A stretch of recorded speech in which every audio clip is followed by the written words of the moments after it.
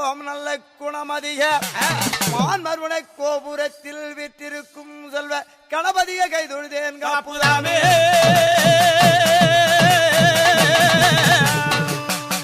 செல்வ கணபதி சீர்வாதம் போற்றி அன்னையின் அருள் பாட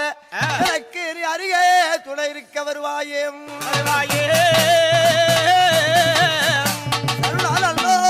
தாயே சாருளோ அம்மம்